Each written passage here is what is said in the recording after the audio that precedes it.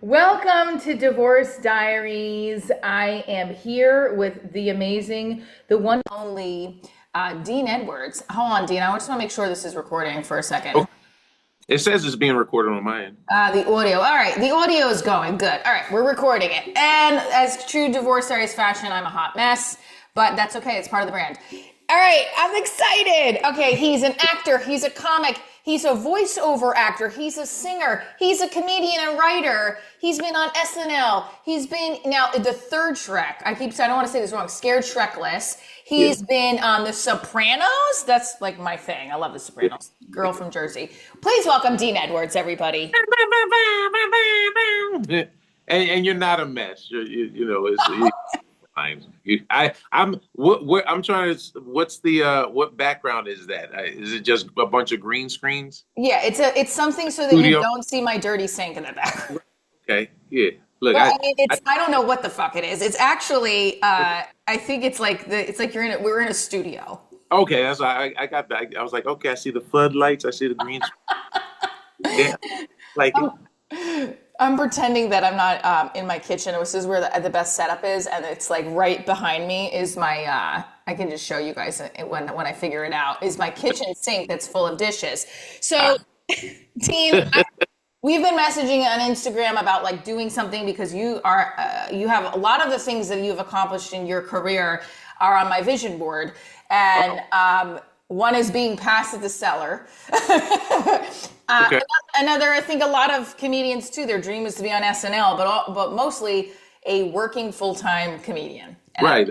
I mean, that's to me, that's the biggest win. Like it is, I think it's great to, to number one, a vision board is great because I think seeing something you aspire to every day is important. Yeah. I never I never said I want to or I will be on SNL. I just when I saw Eddie Murphy Delirious, I ran in my parents' room and said, I want to be like him. I wanna do what Eddie does, and wonderfully enough, it turned out that that included becoming a cast member on SNL and also filling in for him when he's too busy to work on the Shrek projects. But I think what you have is great. Having you want to get past at the cellar.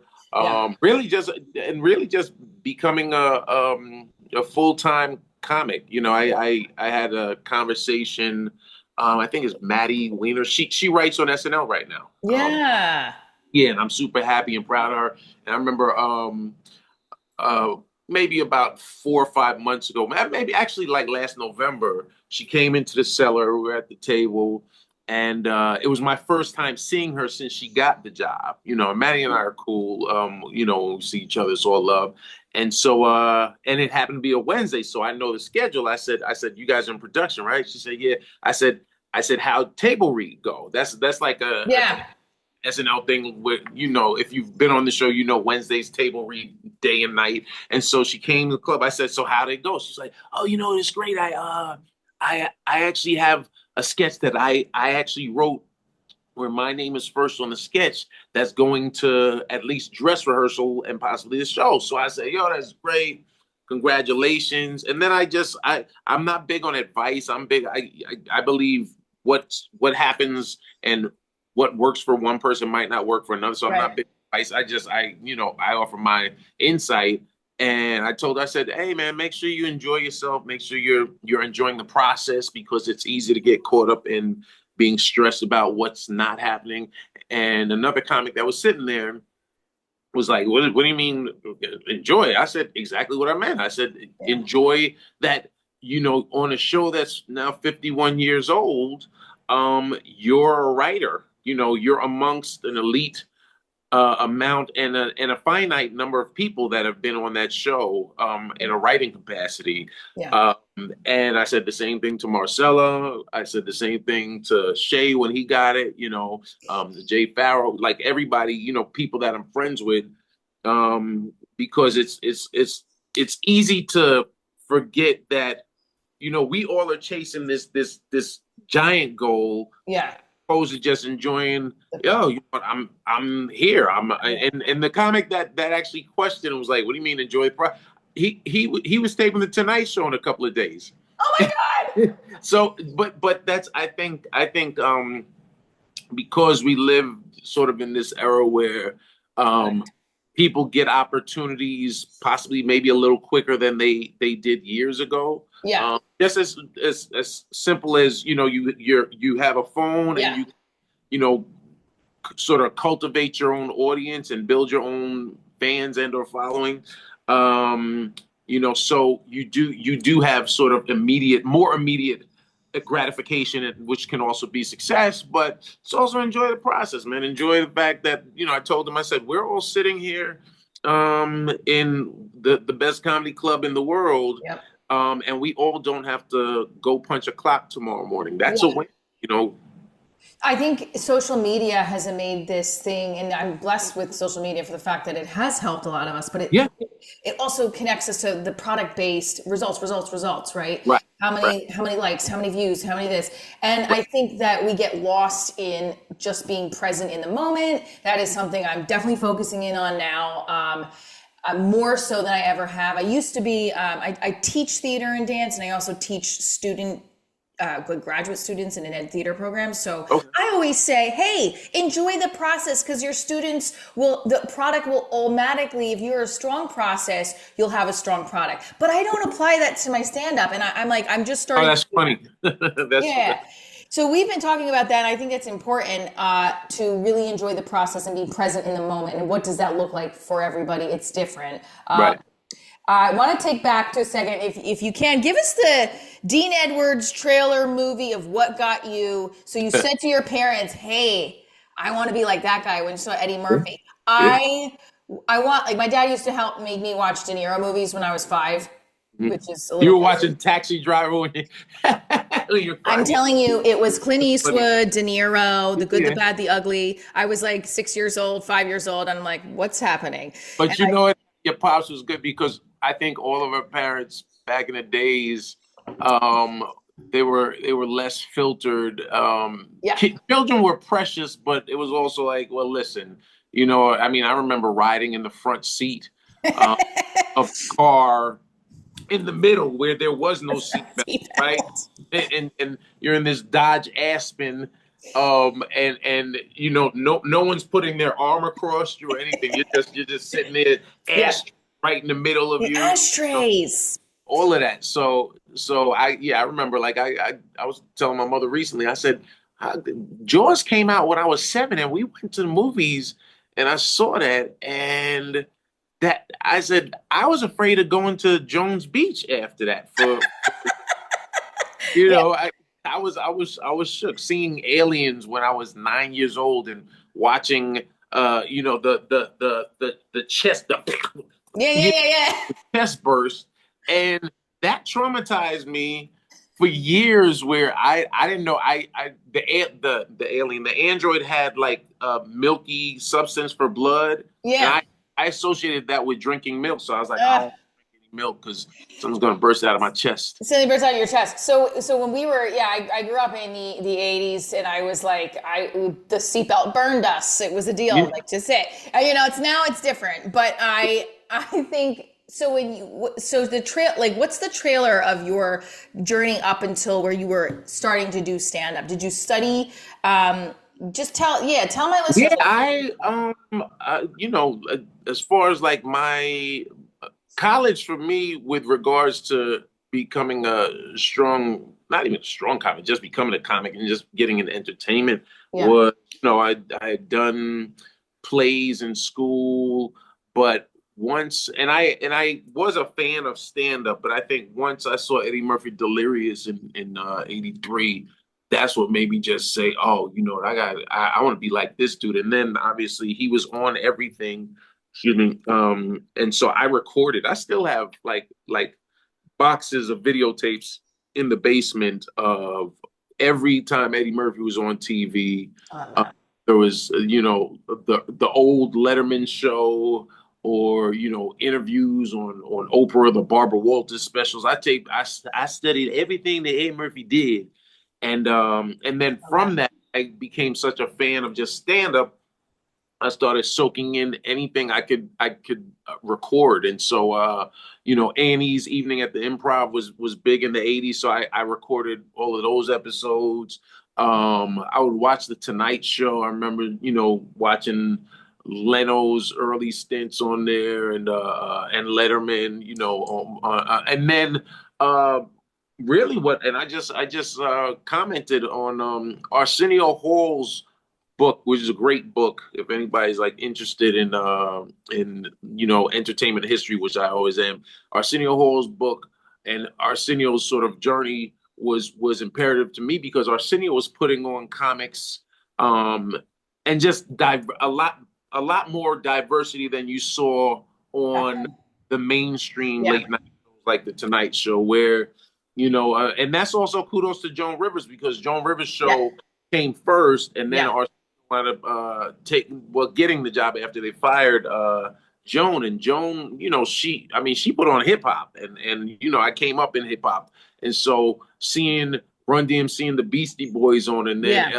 Arsenio putting LL and the Red Hot Chili Peppers on his show, and then I remember Chris Rock's first TV show was on Joan Rivers show, Yeah. and that so watching everyone and studying everyone from Franklin Ajayi to Robert Townsend and Keenan Ivory Wayans, Ellen DeGeneres. I remember Yeah. all these Louis Anderson. I taped everybody, and I was I just a mean, student and fan of all these different comics. so that's a good piece where I'm starting to do, like when I first started doing stand up 8 years ago, I was not like throwing myself into the craft. I was like, I just want to get up on stage. I can practice it. I have a theater background. Right. And like now, whereas I'm like, no, you really got to study Yeah. and observe and sit for the shows and, Yeah. and go back and watch everybody's special. I think it's been putting this trigger on me to how this is how you also get better. So, now, what was the first? Do you remember the first time you were on stage as a comic? Was it Oh open yeah. mic? Oh yeah. That was February 21st, 1992. It My was brother's birthday. at my college, and we had what's called Apollo Night. Showtime at the Apollo was big on TV back in the days, and so I was actually acting in my school's production of August Wilson's Fences. I was playing the Oh, great. story. All right, wait. Great. So, were you a theater major? Not to interrupt you. No, I was a major in communications because when I initially went to college, I was also a rapper. I was an MC, and so I love uh, it. I my early college, I guess, career was I majored in advertising. I majored in a bunch of things because and advertising was great. It was just the other classes that I didn't like, and so eventually I transferred to communications, uh, Okay.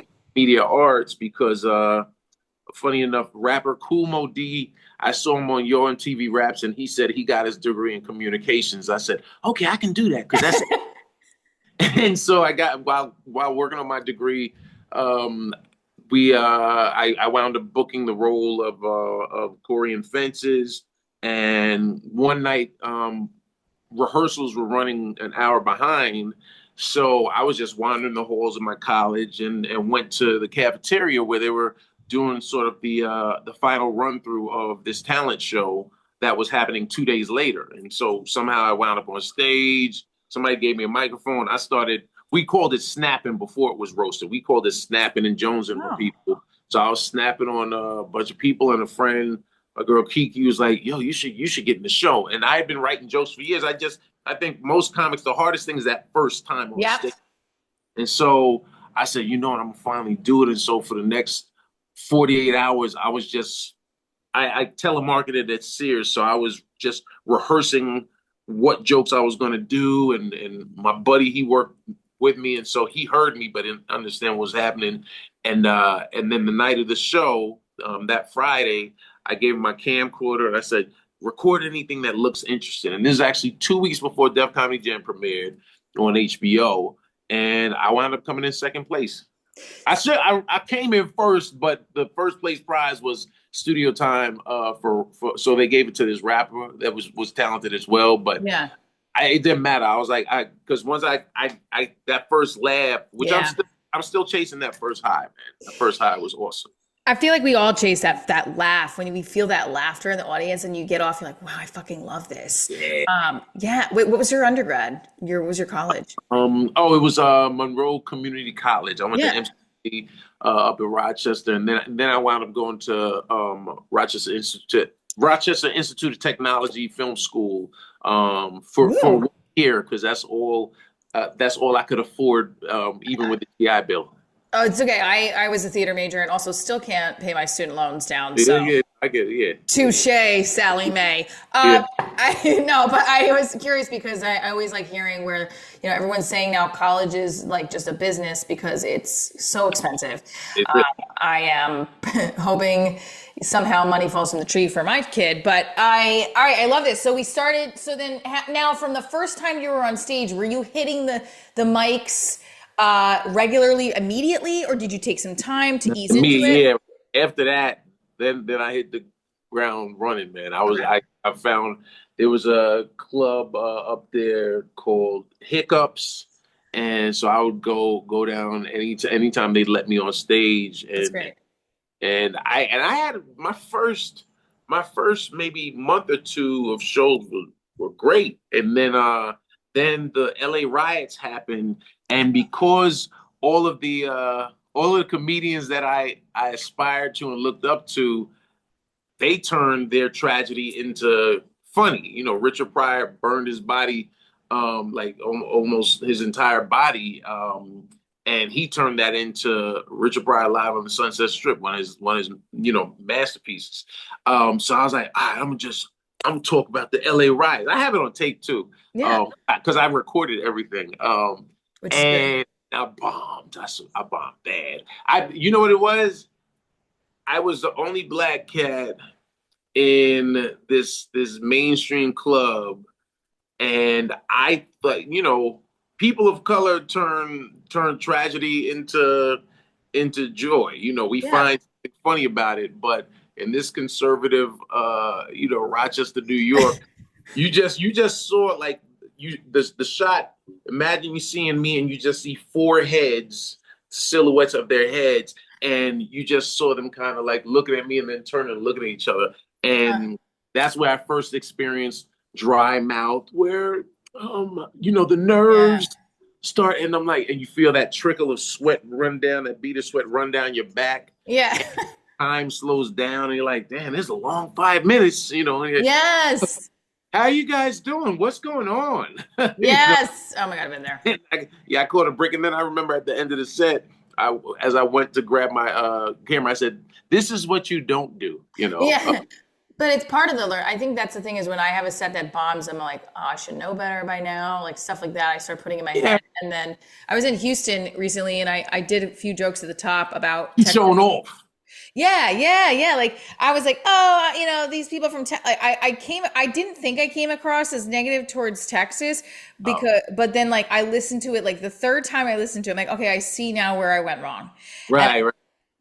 I was kicking myself. Yeah, it's like, fuck, why did I do that? Yeah, I think that also comes probably being harder on yourself which is what good artists do, right? But the more you're on the road, the more you realize. Like anytime I talk about New York, I also add some self-deprecation, because if you live in like New York, Jersey, Connecticut, Long Island, wherever, Yeah, we're cocky, right? yeah. Because we're from the tri-state area, and we carry that chip on our shoulders. So it's like when you go anywhere else in the country or the world, you're like, these people are slow, right? Yeah.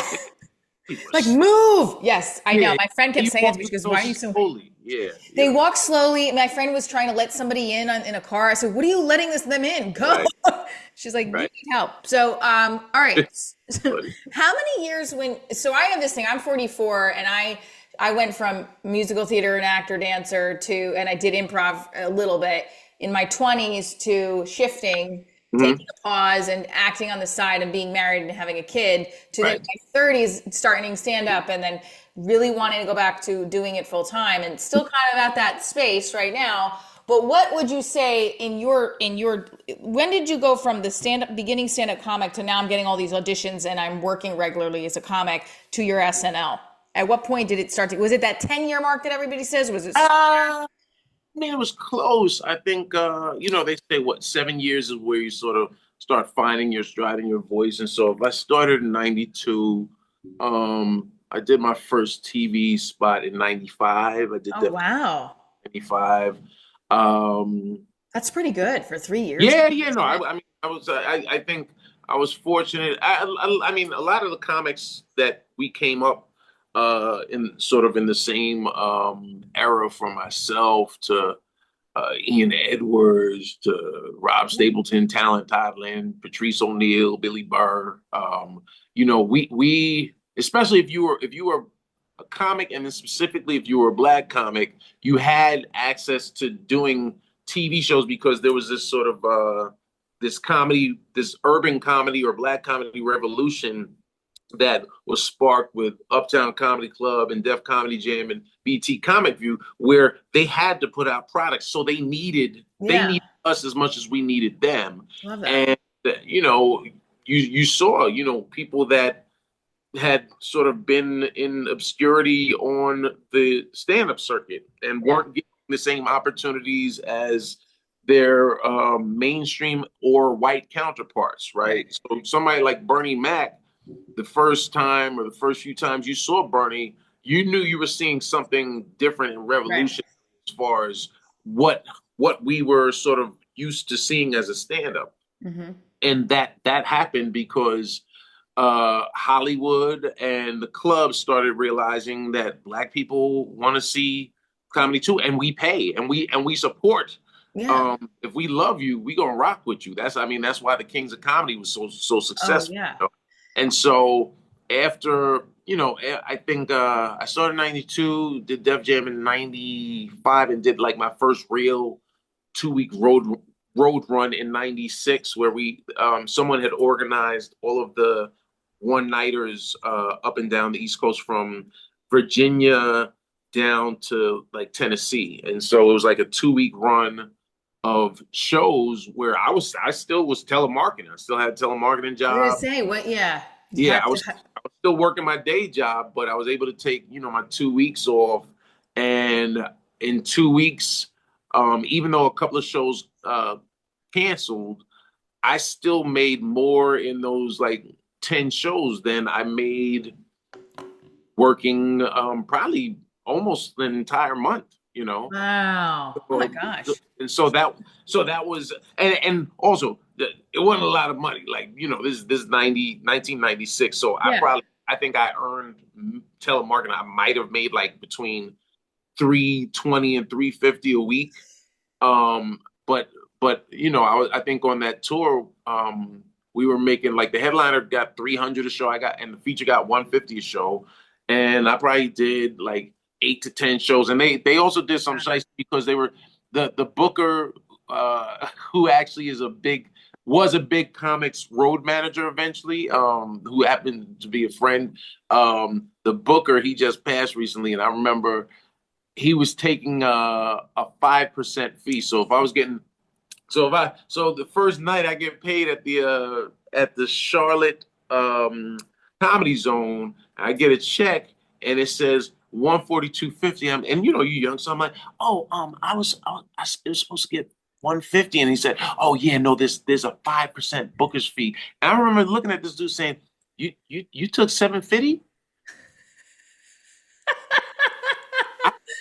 I said, wait, you took $7.50 from me for something that you just like. It was just so I petty, know. I know. but it prepared me for the pettiness of the industry. And back then there were a lot of, what allowed me to quit my day job was there was a large amount of in the tri-state from New York to Connecticut, maybe even Jersey and Philly.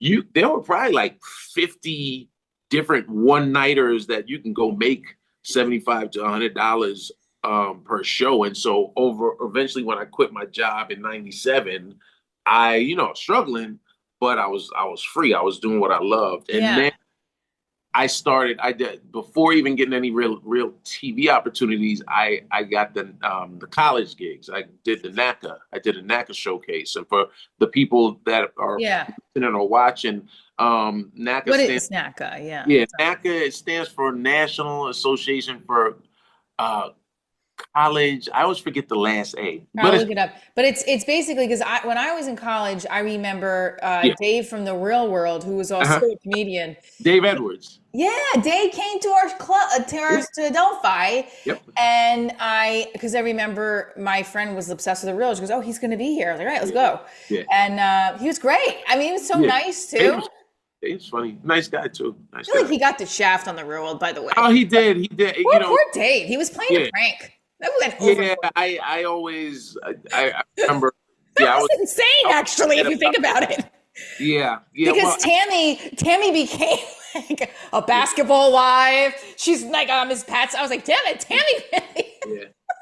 Yeah. I always I never liked how Dave was portrayed I because know. actually use the R word with regards to that. Like when I remember, I think her name was Beth. Um, Oh, I couldn't stand her. Nobody liked Beth, She and was Beth the like, Karen before yeah, Karen, right, right? exactly, Ugh. exactly. And she was like, I can't believe he did. It was like red, and I remember watching. I was like, wait, whoa, Bitch. they were playing, They and were then fooling around. yeah, he took it too far by trying to like. I think she was like it was a comforter, and he was like pulling it off her. But Yeah. it, but I think that actually that was because it was the early years. People didn't know what reality TV, Yeah. and I think that tainted his opportunities because Dave came up with Chappelle in D.C. and he wound up like after he did Def Jam, he actually did Def Comedy Jam first, and then he wound up had the co-lead. No, thank you, not today. Thank you. Housekeeping. Housekeeping. She banged hard too, Oh my God.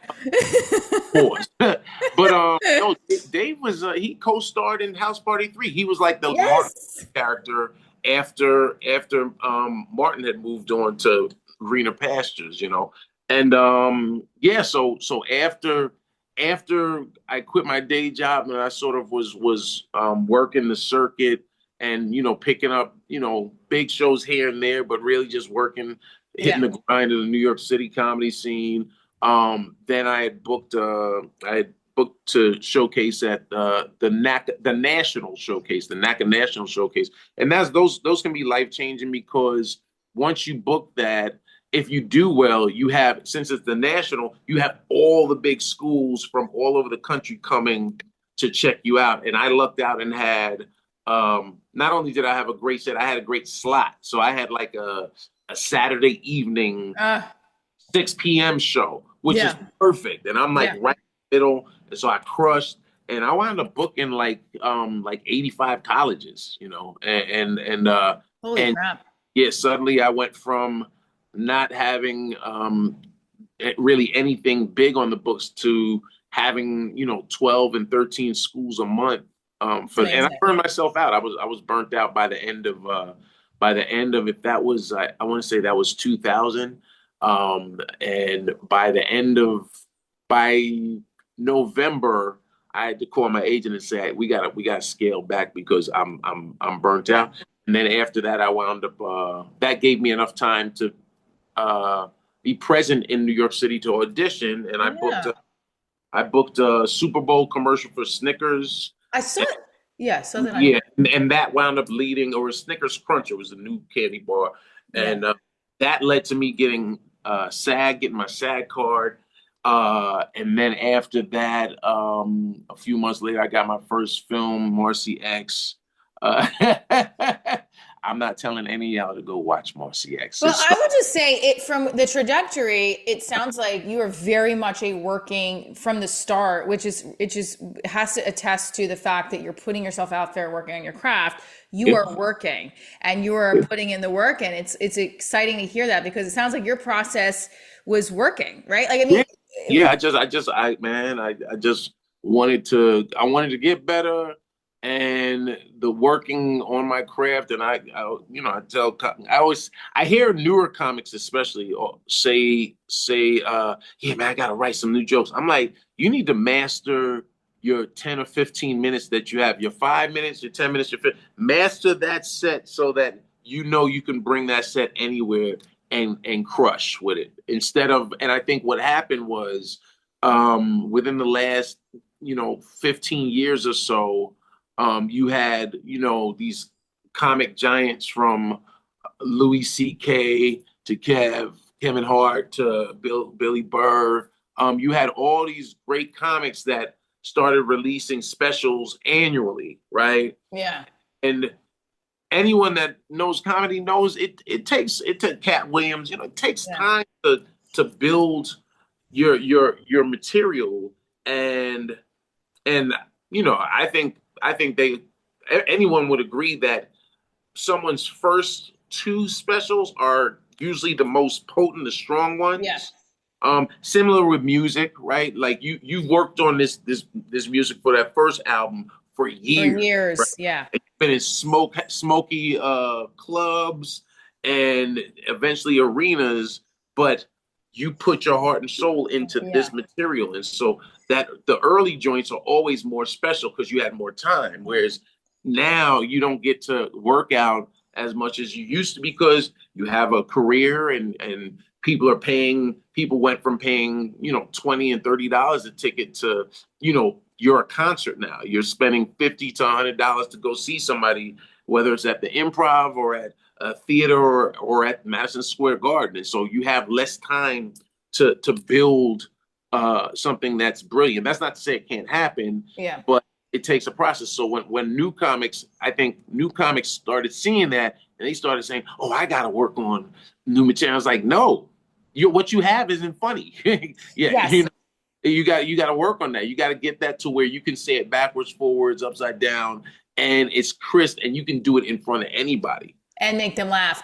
and make That's them. what that's what I'm working on right now Yeah. because I've like been listening to myself. I'm like, your tight five has to be even tighter, and your tight like Mhm. so that's something because I've been working on the last almost Right. I would say about 7-8 months because my Okay. Divorce Diaries has been a mix of stand up and improv, and I Right. started it as a one woman play, and then when I started doing stand up, I'm like, oh, this is an opportunity for me to get on stage and invite Mhm. other comics, and then I went back to the one woman version, but then.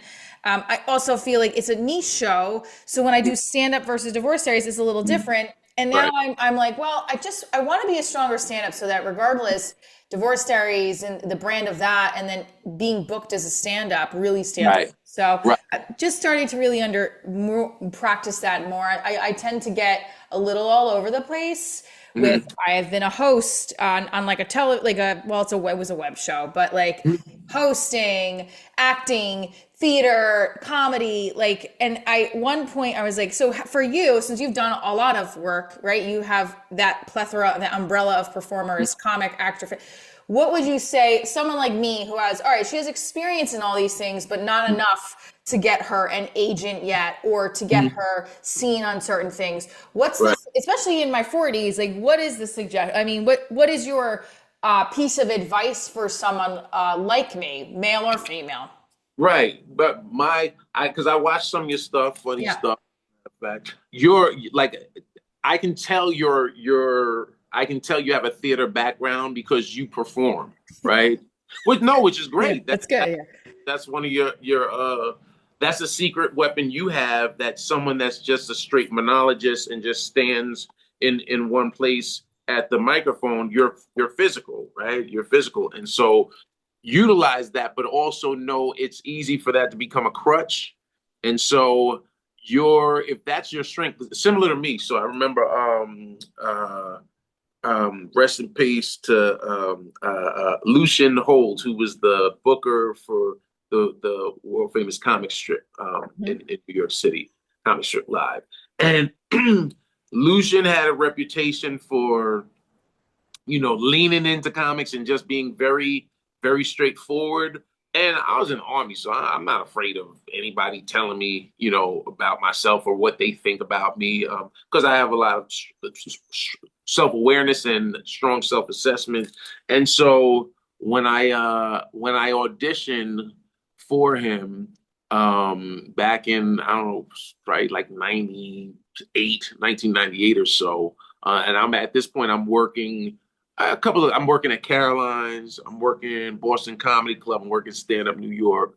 But I really want to get into comic strip, number one, because Eddie Murphy, that's where Eddie started. But B, that was the strip was one of the, pinnacles of comedy in New York City. Yeah. And he said to me after my set, he's like, you have he always had a very he loved the sound of his own voice, right? And Yeah. so he was like, no, you have a wonderful command of the stage and your characterizations and voices and impressions, but you don't have jokes. And I think that's where normally most people would cower, but I leaned in. I said, elaborate. He told me he used Jerry Seinfeld as an example, saying he didn't think Jerry Seinfeld was an amazing performer, but he has great jokes, and he Right. used the joke as an example. And so that made me say, you Mm. know what? Well, why don't you let me work here so that I can grow with my writing? And then they started using me. But what that also made me do, since I was starting to get a lot of road work, I said, I'm not going to, I never wanted to, like, the impressions of my sort of one of my special powers, right? Mhm. And because I can do impressions so easily, I think I was probably crutching on them a little bit. And so what that made him talking to me made me say, you know what?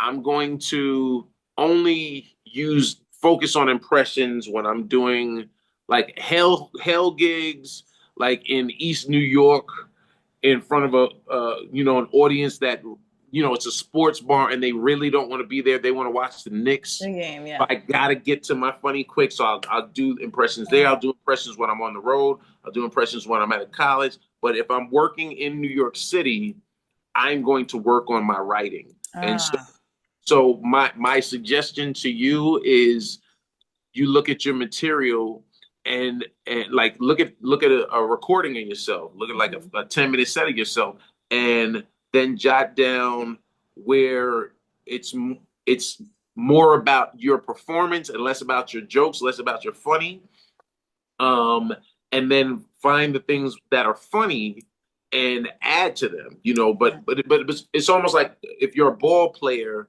and you want to get your left hand, you want to become better at dribbling. So you tie up your right hand, you put your right hand behind your back, and you just dribble with your left hand. So Yeah. it's you're handicapping yourself to strengthen what's a little weaker.